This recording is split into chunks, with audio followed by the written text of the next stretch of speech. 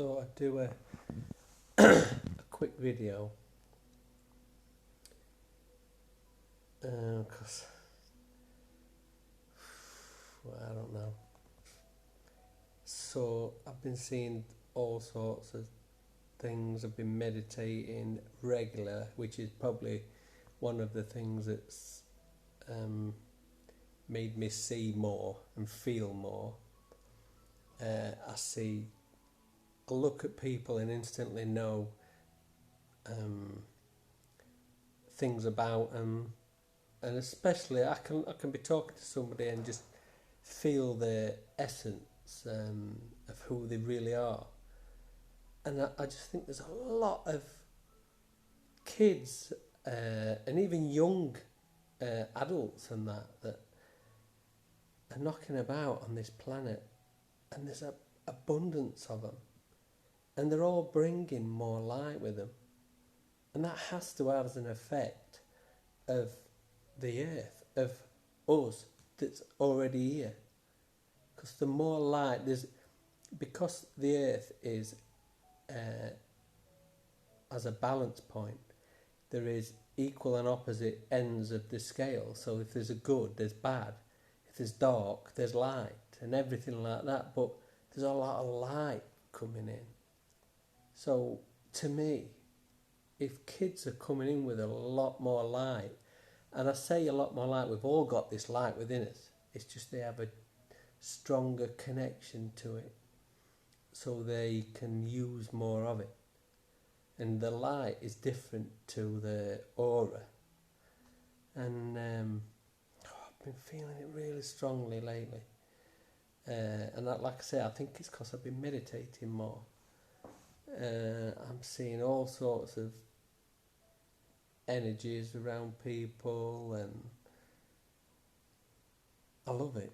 I love being me, from the person that I was when I was younger, going out to pubs and living it up and doing whatever I want till God knows what time, to now. Massive change, absolutely massive change. But I've had to go through some shit to get to where I am now. And that is part of how I became me. But I say recently, about a month or so ago, I had like a quest to find out why me.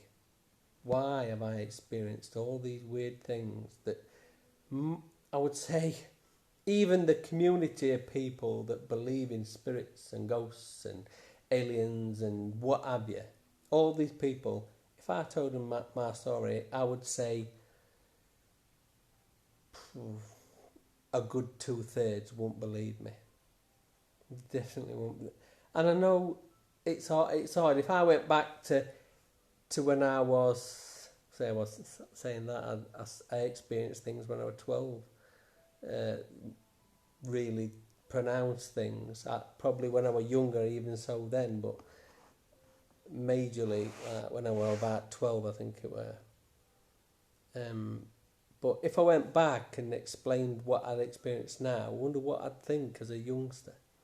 I wonder if I'd think, no way, because I were going out with lads and all that lot. And we had a good time when we were kids. I loved it. I loved my childhood. I loved growing up in Cresswell, where we grew up, going out at night and as kids camping out and crags and in grips and that. We used to have some great fun. Kids are different now, but I can see it's really frustrating to see, because I can see these kids with all this connection to this light, and it's like I've got at gym and I've got at sauna, and I've come out and it's like a communal change room. We've all got your own lockers and your own cubicle and that, and I can hear kids talking. I think, crikey, that's somebody who's been here before, all the time. Like, they come out with stuff and they're only little kids, and I just think they're so tuned in. And like the mums and that are like, just think it's kids talking, that's it. But I can feel it. They're so tuned in. But that got me thinking, and this is why I'm doing this video, is why is there such an abundance of these children and even young adults that have got this connection? Why is there more light on this planet now? And I see things happening in the world, and I believe that people other than myself know this, know that there's more light coming to the earth, know that there's a change coming, and it's going to be a slow, gradual change. And this has been happening for ages. People say, "Oh, there's going to be this happen, there's going to be that happen, there's going to be all sorts. We're all going to have a awakening." And I think it's happening gradually. Like the Mayans and that predicted the end of the... People said the end of the world. When the end of the world, it was a change, a step up. And that's what happened in 2012. Or I think it was just slightly before. Because the interpretation of the Mayan calendar was slightly off. I felt it just before, like a bump in the road. And it was like we went up a level. And I think that's part of it. And I think the energy that is around the earth today is a lot stronger, and it can support more light that we all bring in within us, and I see this within everybody. So I'm hoping that I'm still going to be here, with enough, not too old to be part of what is going to happen. But one of the other things that I've recently felt like is I've done so much in healing, and I did Reiki. I had to finish that. I got to Reiki 2, did that, and I had to leave. I was sort of made to leave. I could not go. I got halfway one night driving there. I had to pull over in a lay-by. I'm thinking, what is stopping me here? It felt like I had a bungee rope on me and it weren't letting me get to where I wanted to go. It was pulling me back. And I had to ring up and say, I've got to finish. I can't do Reiki anymore. Which killed me because it was a really good night. It was like 20 odd people. We all got on, you all discussed what you saw. It's like, and I remember seeing like things inside of people. I'm like looking at somebody and thinking, what's going off here? I can't really say too much because it was sort of a personal thing with people when you're doing healing. But I love healing. So I just think, why did I get pulled away? I don't understand it. And then I see people as I'm going about my job, and I see people as I'm walking through village and into shops and surrounding things, and that automatically, especially lately, connect.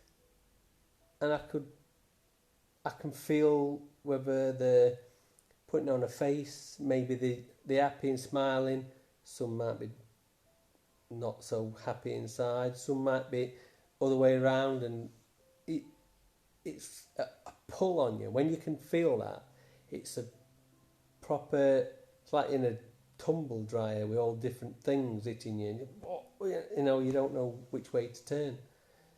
But just recently, and like I say, this is one of the reasons I'm making this little video. Just recently, it's turned up a notch. It's really busy. I'm getting people coming into the bedroom, people wafting through room, all the time. I talk to people and automatically people come to the side of me, and I always feel like female energy to my left and male energy to my right. It's strange because when females and males come through, females will always come through straight to the side of you. They want to let you know they're there, they want to talk to somebody, they want to pass on a message or whatever. But males, you'll feel them stand at side and like, I'm just here, I'm just watching. I don't, I'll just see what goes on. Even though they're in spirit, sort of thing. But they come through, and that's the that's the character. That's who they were. And if they came through in any other way, and I've described that to that person, they say, no, that weren't him. He didn't believe that. He were doing that. And that's why they come through like that.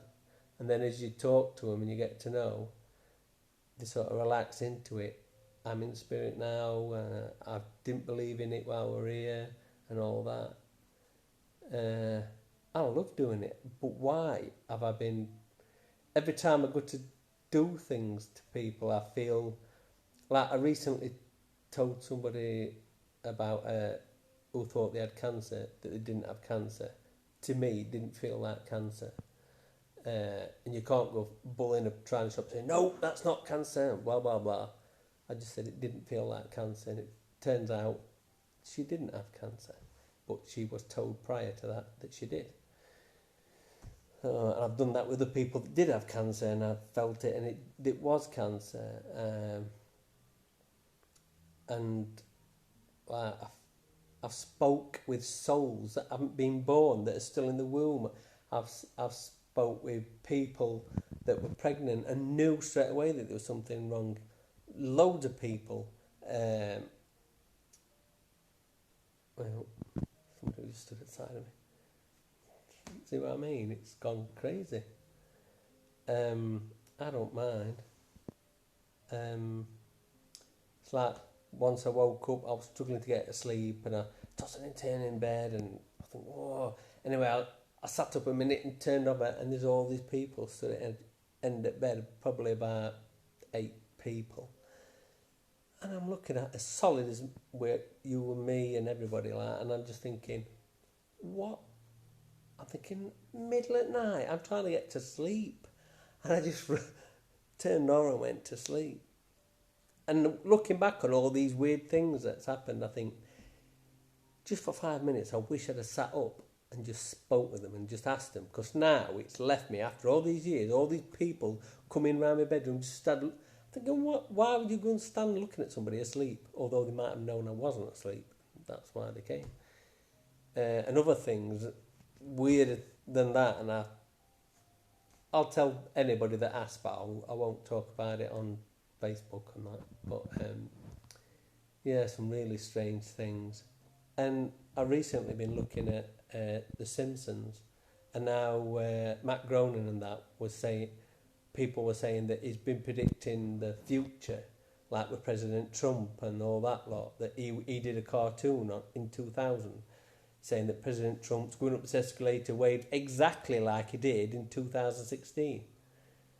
And I've done that, things with that, but you just, you let them go, don't you? Because half of people don't want to know.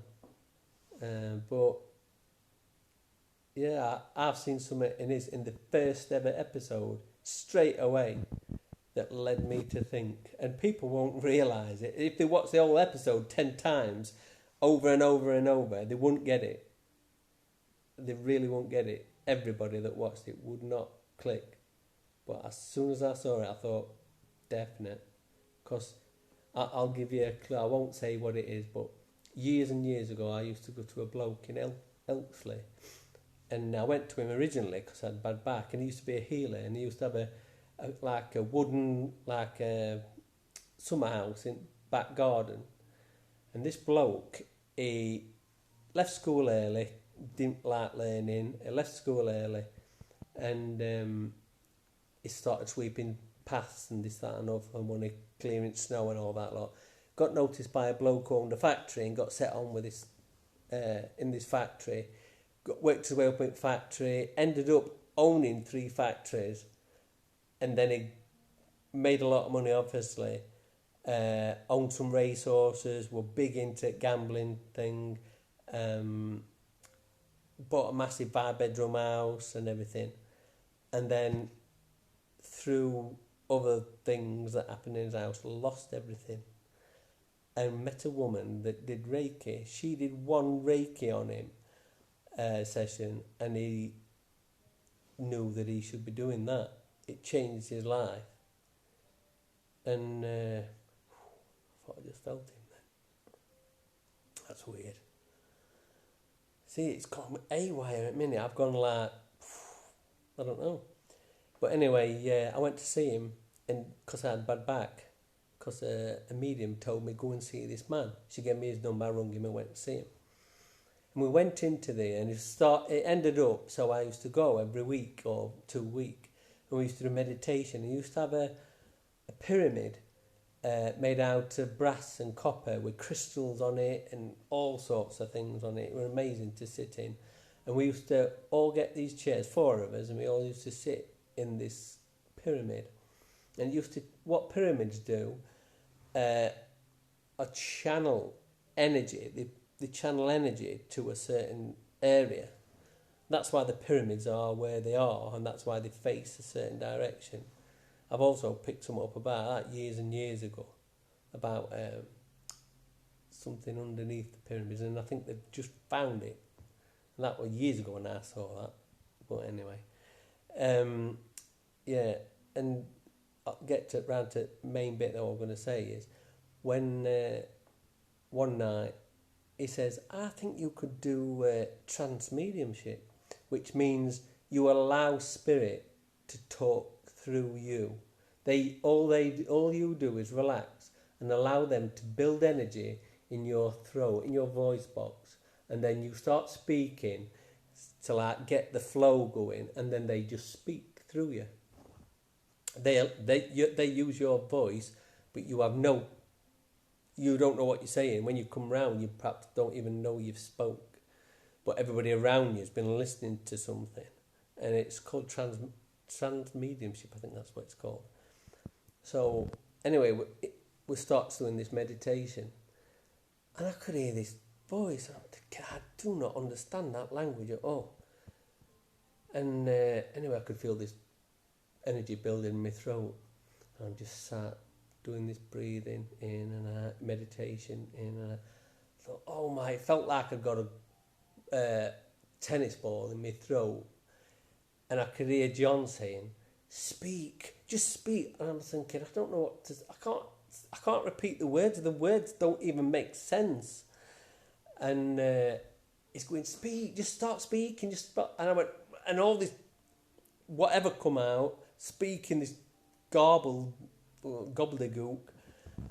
And I brought myself out of it, because I was thinking, what am I doing like? And everybody's looking at me like, oh my God.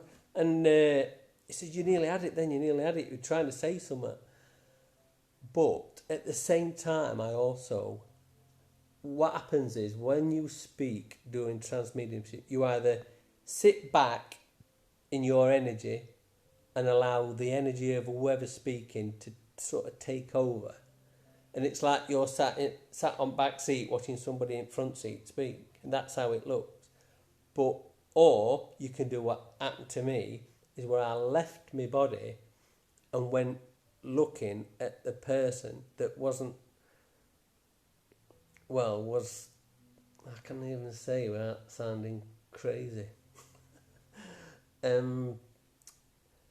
Well, this person, this being, just put it that way, this being was so beyond who we are, so forward in technology, so vastly superior to us in every shape, way and form, everything.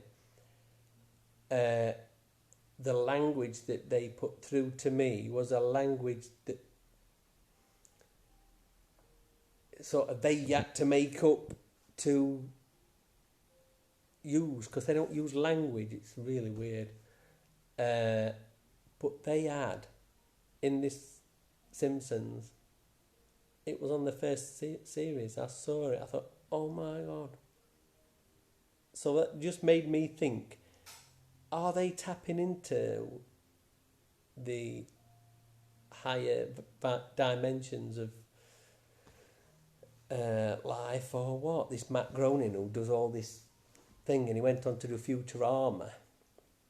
So I wanted to watch The Simpsons, flick through them all to see if I could find things that the average person wouldn't sort of think nothing of, like in that first episode.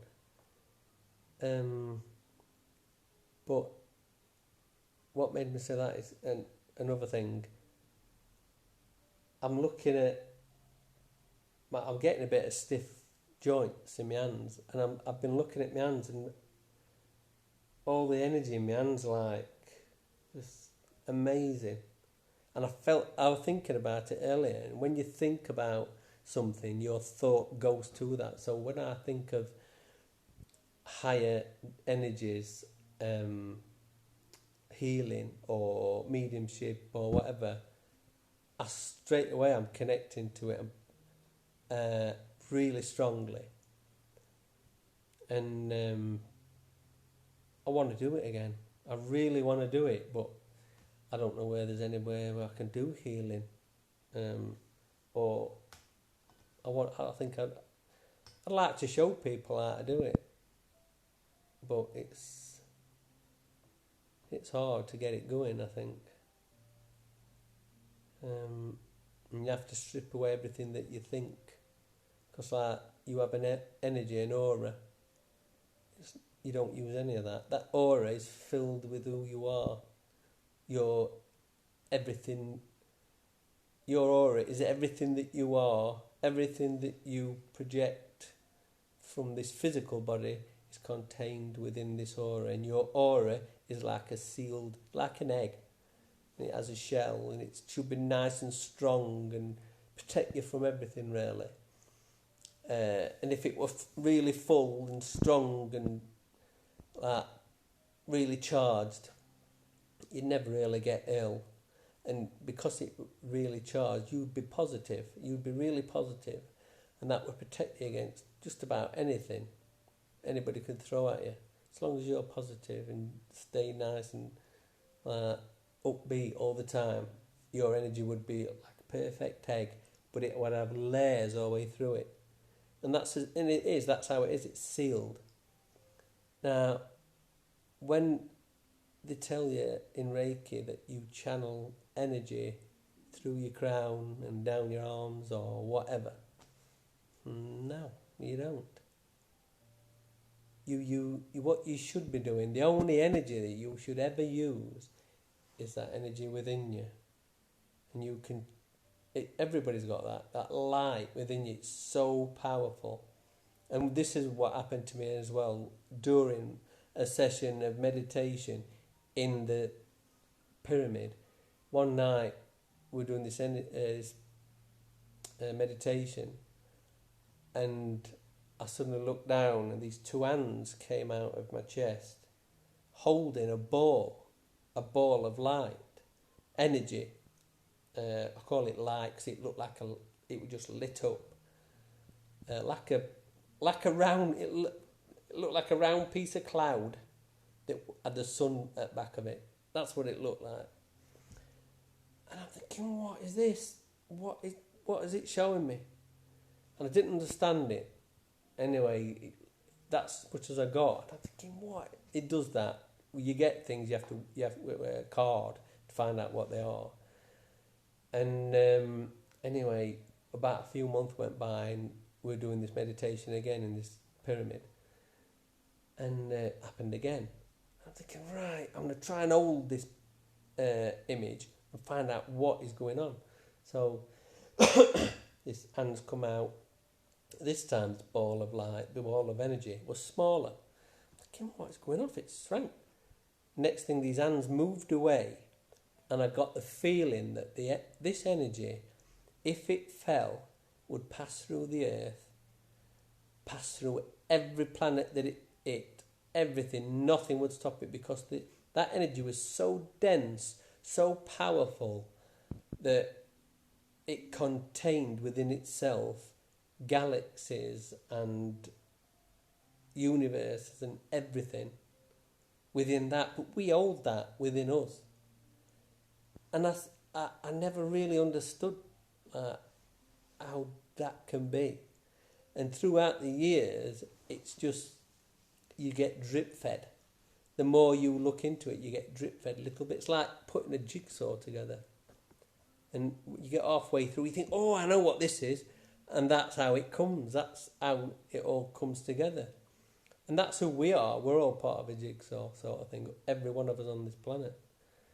It's just we've been kept apart. We can't come together because otherwise everything will click and we'll all understand it. And also, some people, you get like part of the puzzle and you start guessing then from your frame of reference what you think that picture's going to be, who you think we are and all that. It's only when you stand right back and look at everything that you understand just who we are.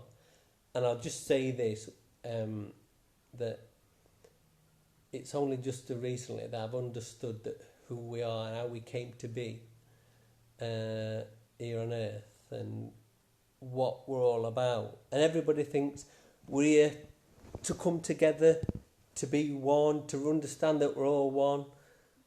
Yeah, we are all one, but we're all seeking our own individual self to become individual. And that's one of the traits that we all... Well, now, how can I say? It's like, I'll start off by saying how this all started. An energy came into a space, right? And that's why it's called space. Came into a space. One energy, right?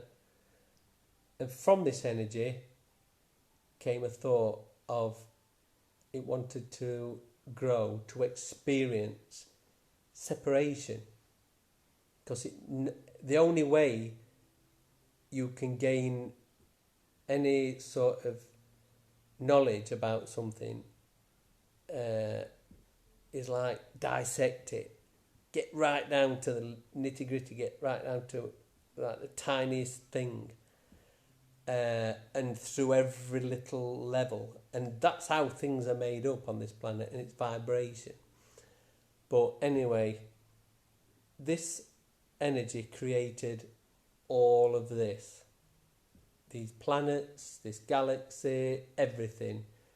Created life, watched it evolve, and then added more life, and then life from other planets came to this planet. And people say about like aliens and things like that, oh, they came and took me away and did this and did that. What they are, what aliens are, or people call them aliens, other beings, dimensional beings, what they are, the caretakers. They're like nudging us along a certain path to keep us going in a certain direction. But our true goal is to become so evolved that we eventually become creators ourselves. Because we're creating while we're on Earth.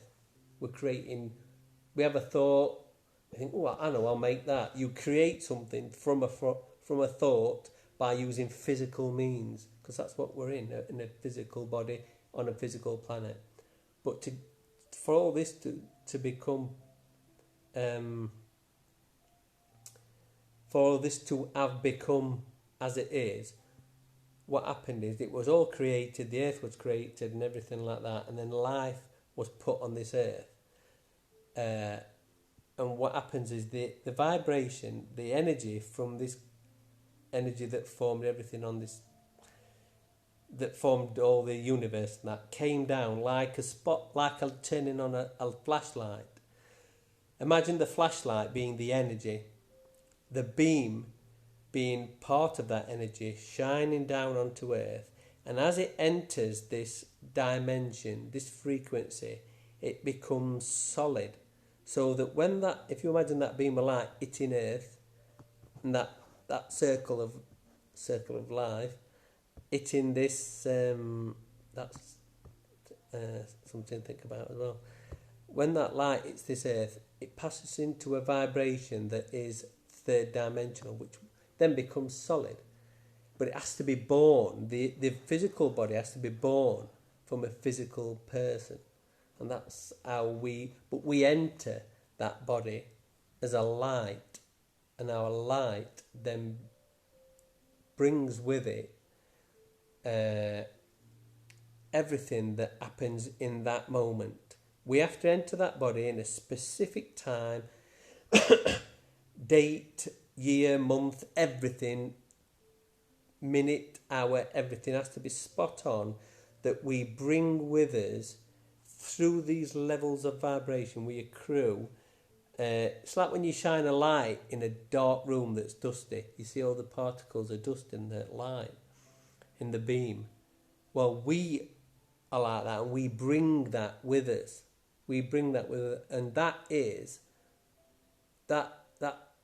all information that we need to become who we're going to become. It's like the ground, the base that we need to have to hold all the information that we're going to accrue, because when we're born we're a blank canvas, and then as we grow, when we're born,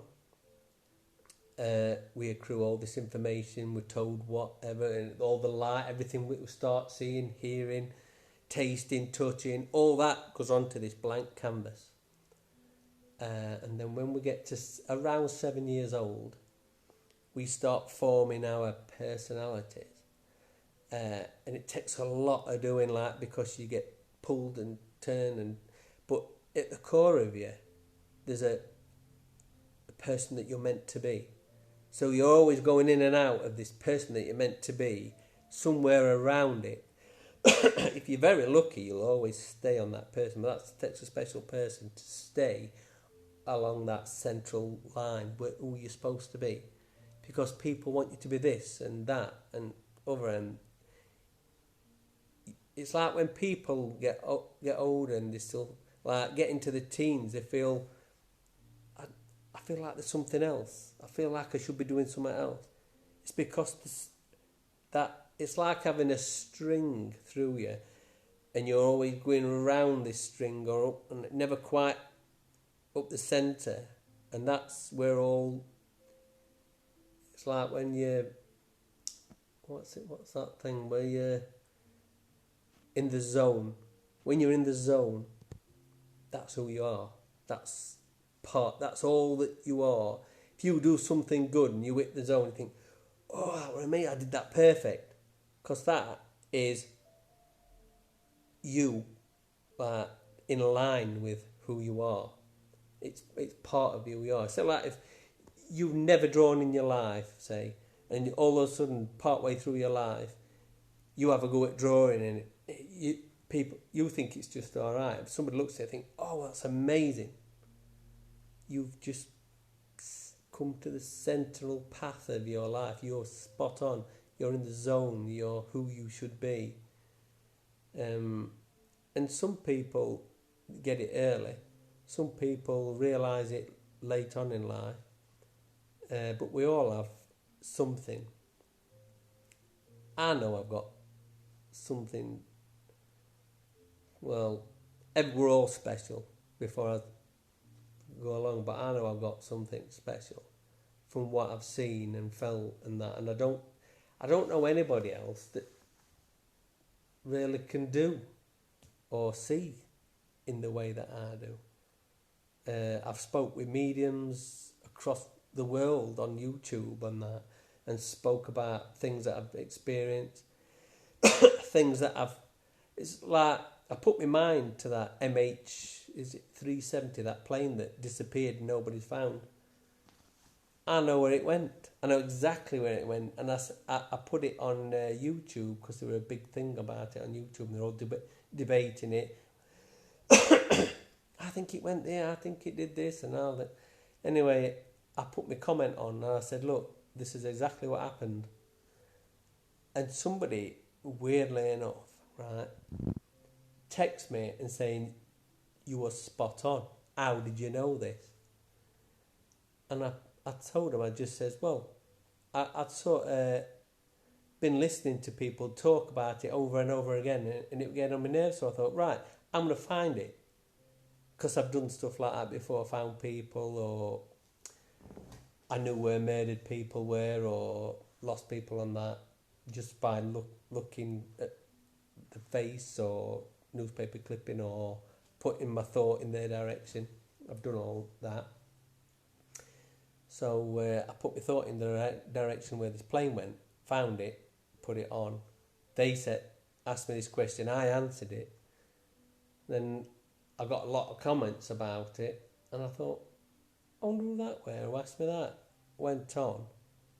They made the profile up to ask me that question, and that was the only thing they'd put on the... That was a bit random, that. Made me think, perhaps I didn't ought to mention that too much. Because there's people that don't want you to know, but when it's such a far out thing that you found, nobody will believe you anyway. Which is why I would say 70% of the things that I get during day-to-day life, I don't say no. There's no need for me to say anything. If I pick up on somebody's things that are going through, there's no need for me to tell them. They already know. And why should I tell them something they already know?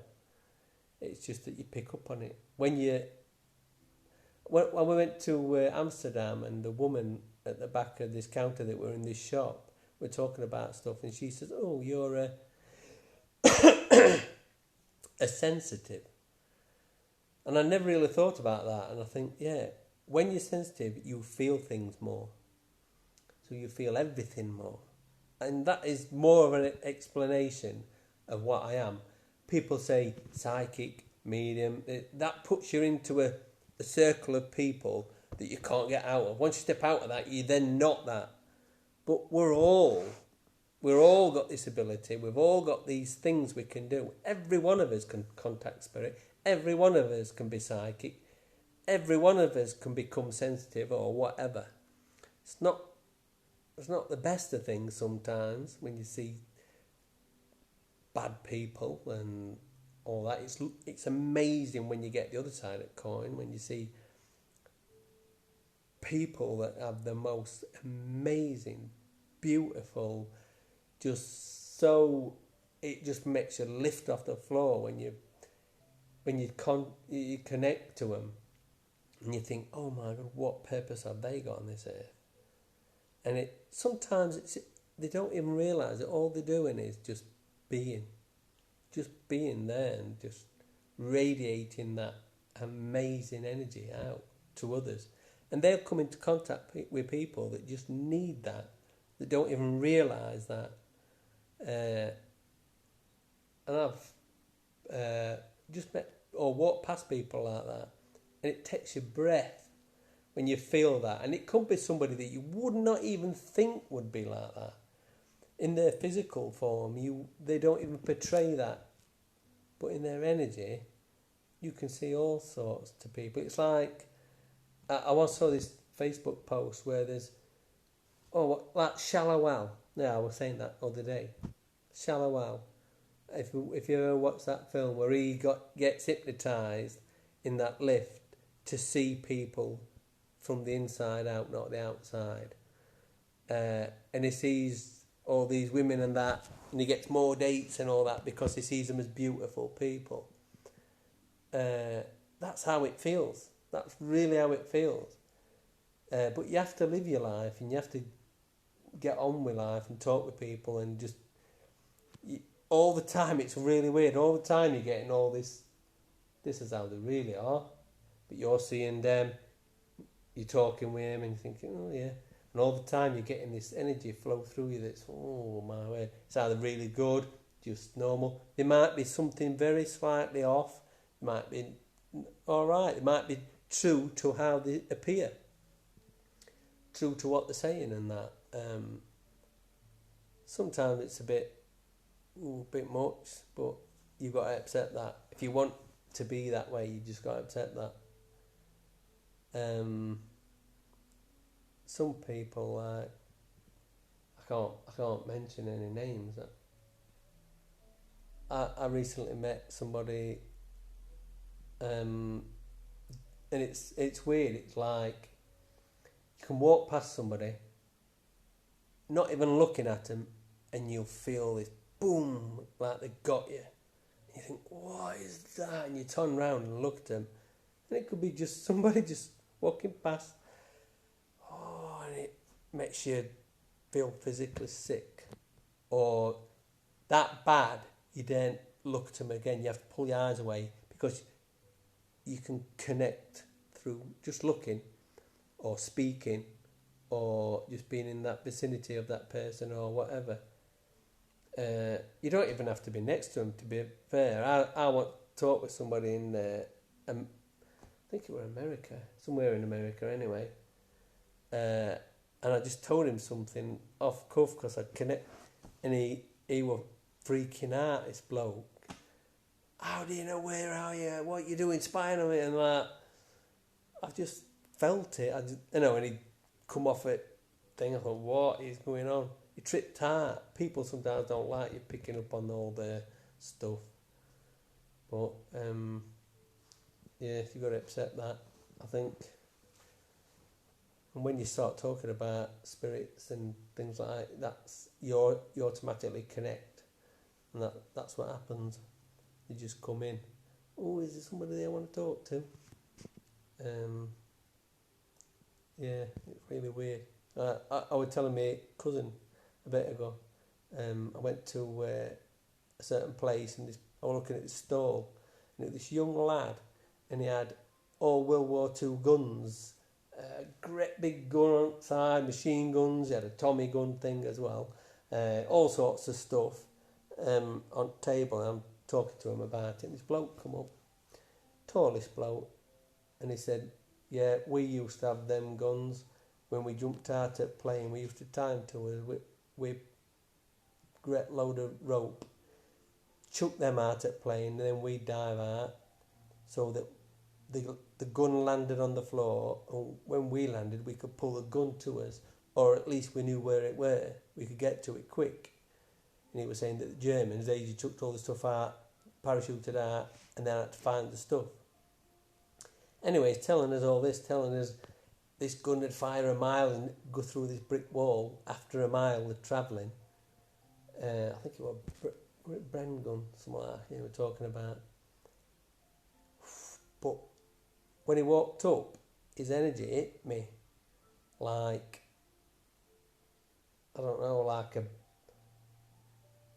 right hard pillar. That's the only way I can explain it. Right hard pillar, but big, like a 10-foot pillar. Like, what? And I thought, this bloke's done some bad shit. And it's weird because I think it was the same day, and it might have even been him. He said, there's three types of people that join army. There's people that join army because there's nothing else, and they get fed and looked after, and it's a big family and all that lot. There's people that join army because that's what they want. I can't remember exactly what he said, but the third one he says was people that join army to kill because they like killing. He liked killing.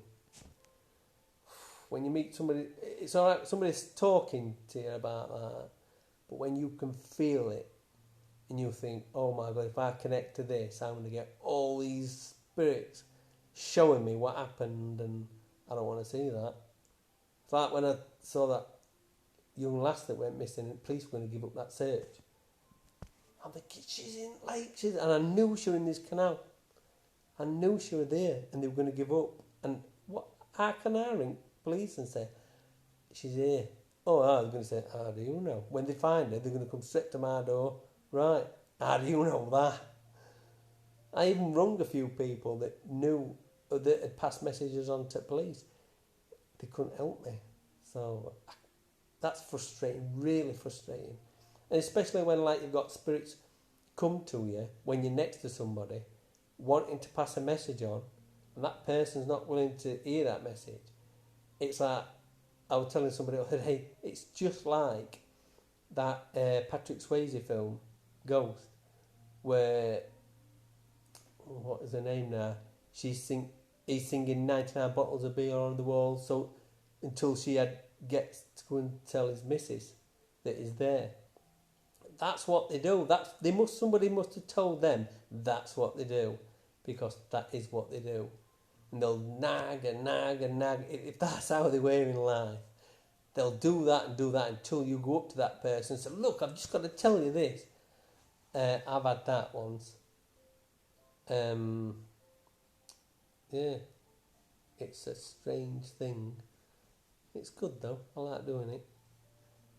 I don't know if anybody can type questions on this. Don't mind doing that. But anyway, I think that's it. See you later.